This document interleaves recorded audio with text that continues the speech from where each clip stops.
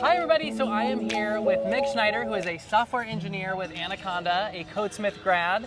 Thank you for being here with us. Thanks for having me. Yeah, what a gorgeous day. The sun came out for us today. I know, it's beautiful. It's supposed to rain later, but we'll see. We're not here to talk about the weather, we're here to talk about you. You work for Anaconda, which is a Python distribution for AI, machine learning, data science, and you're a Codesmith alumni. I am. So what did you do before Codesmith? I was an actress, and I did commercials and hand modeling. And Hand modeling? Yeah. Wow. And I bartended a little bit. Why tech? So during the pandemic, I didn't have a job.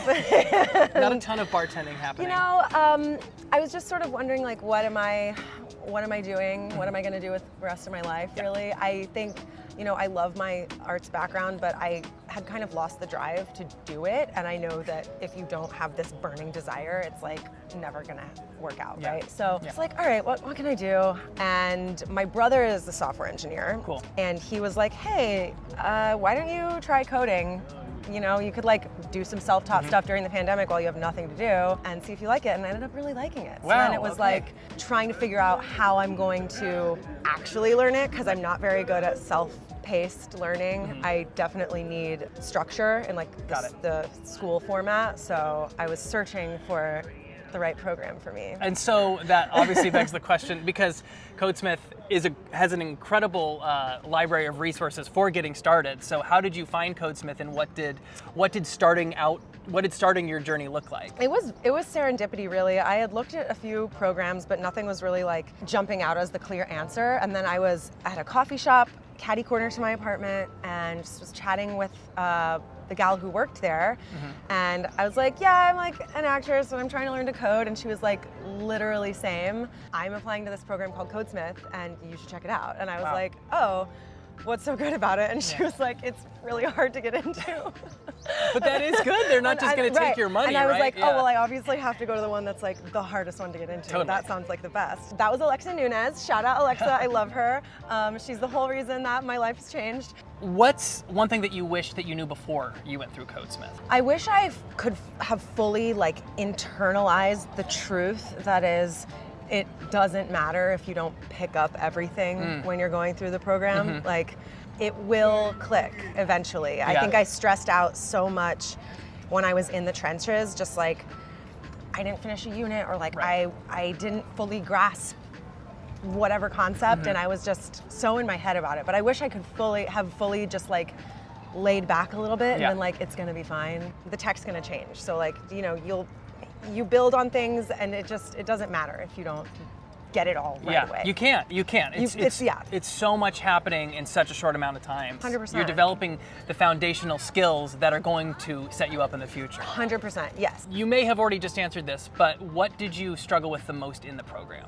I think I really just struggled with confidence. I would be like in the weeds trying to solve a problem and know what I needed to do.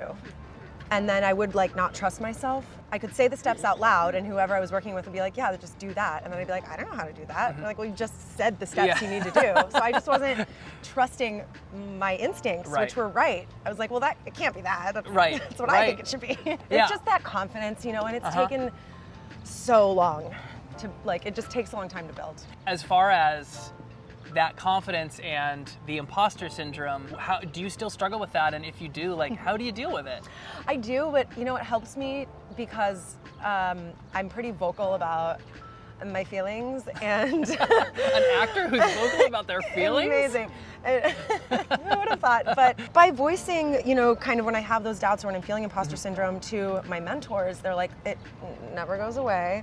And you know, like one of my former managers was like, I worked at Microsoft for 20 years and I still have imposter syndrome, you know? And I'm like, okay.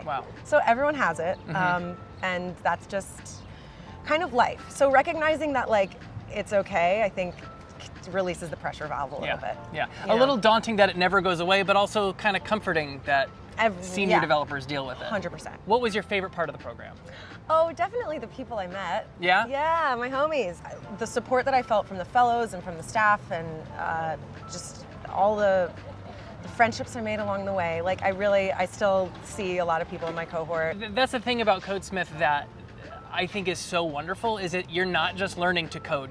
They really put a lot into building an actual community of people. 100%. I mean, throughout the program, you're not just coding and working through algorithms. You meet up with people. You have they have a talent show. They have there's fun things that you participate in as well. Yeah, for sure. And you're forced to pair program whether you want to or not, and that is an excellent exercise because you kind of just trial by fire learn how to be an even better technical communicator than when you came in, because I know y'all are doing technical communication in your interviews. Yeah, you're going to build those skills whether you want to or not. How did you spend your time after the program?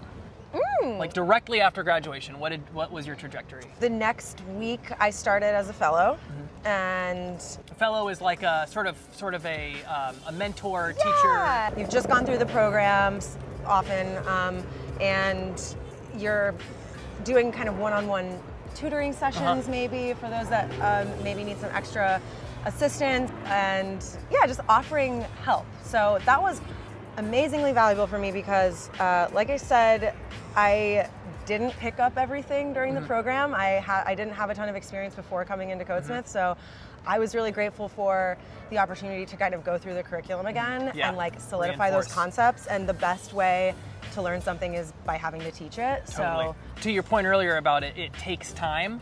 Once you're done with the program and you have the time to go through these things and you're not learning a million other things at the same time and building a ton of projects at the same time, you really have time to reinforce and digest what you looked at, 2 months ago in the program and really understand it. Yeah, and it was great going back to some of those early units that I, at the time when I was a resident, was so worked up about. I was like, oh, okay, I understand now. Oh, this wasn't actually and it impossible. wasn't that scary, and it makes sense. So that was lovely. And then I stayed on and was lead fellow for the next kind of session after that. So my whole Codesmith time in the office in New York City was about 9 months. And you're taking engineering tickets while you're doing all that as well? That's right. Cool. Yeah. So the job market right now is not the same as it was back in 2021, 2022.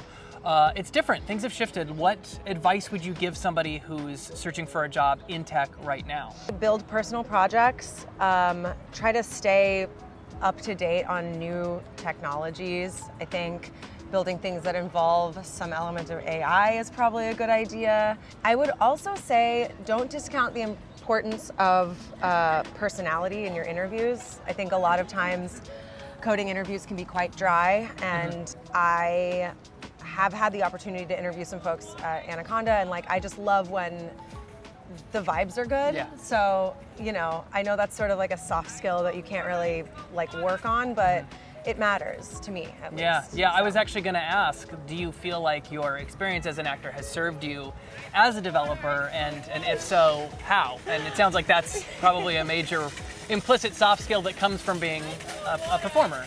One thing that an arts background I think is really valuable for in engineering is that creative mindset, and knowing that there's not one way to solve something, and you could come at a problem from a completely different angle that maybe no one had thought of. Sure. Well, couldn't we do it like this? Yeah. I mean, I guess we could. Yeah, we could try it. So that helps. So what is your current stack, and what do you like or dislike about it? So I work on an Electron app, which is a framework for JavaScript. It makes desktop applications. So we use TypeScript, React. We use Zustand for state management, which I am a huge fan of, and then Node and Express for the back end. So a lot of what pretty much the Codesmith curriculum. Pretty much, yeah. We use Vite. We don't use Webpack, which for me was a great choice. I love Vite. Hugely fast, much easier to set up, but Webpack is still widely used, so it's important to know how to do it. What do I like and not like? I'm very comfy in my tech stack, so I like that. I don't know, TypeScript is always yelling, but everyone knows that. Yeah, such an actually kid. But massively valuable. TypeScript is absolutely vital. So we love TypeScript. Yeah, I'm not talking bad about TypeScript. Sometimes, what is the most unexpected way, as a former actor, that your life has changed after becoming a software developer? One thing I didn't really account for is that my confidence in kind of just who I am as a person has changed in a different way. As an actor, I found that so much of my self-worth was wrapped up in booking or yeah. like what I looked like or like my weight even, and like that was exhausting after decades. Yeah. And so I'm just so grateful to have a career now where like, and this is obviously no shade to anyone that does anything in the arts or as a performer, but for me it just wasn't right anymore. Yeah. She cuts to the camera.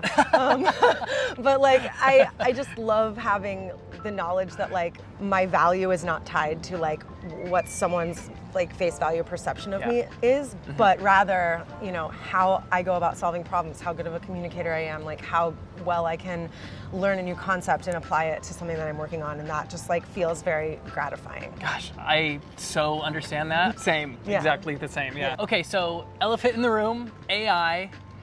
Do you use it? And if you have, how has it affected you and your team?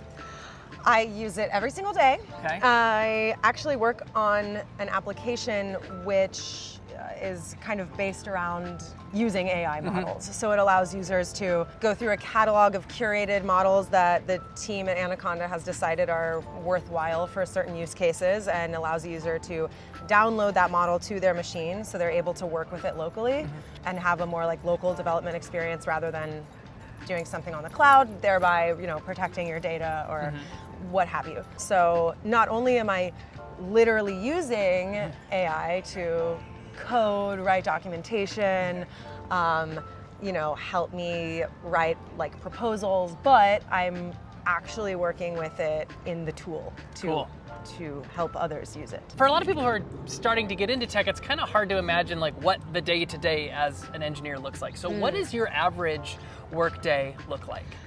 So I wake up around 6:30, have coffee. I usually play some Animal Crossing to relax. I come for a walk in this very park, Carl Schurz Park, which I always call Charles Schultz Park, but it's not the illustrator from Peanuts, it's a different guy. I walk in this park usually for an hour, and it's gorgeous. And then, you know, my stand-up is around 11 a.m. Eastern, and so... So you start at 11 and you wake up at 6:30 in the morning. I'm a morning girly now. I used to bartend, amazing. and I was up until I would bartend and like finish work at 4 a.m. So I never got up before 11, and now like I just love my mornings. The day is so long, and you like it was a long road to become a morning person. Anyway, yeah, I do some work usually before stand-up, and then stand-up's at 11, and then depending on if I have any other meetings, I'll like work more, and then maybe go like walk and get lunch or watch Jon Stewart or John Oliver, two of my favorite Johns, and I can work from the couch or from my cute little office, and I just got a cat, so the setup is really cute. It's reaching its final form. But working from home is great. It sounds so stressful. You know, it's Well, Meg, it has just been a breath of heaven talking with you today. Thank you so much for spending the afternoon with us. Yeah, thank you. It was really, really great to be here. Absolutely. Meg Schneider, ladies and gentlemen.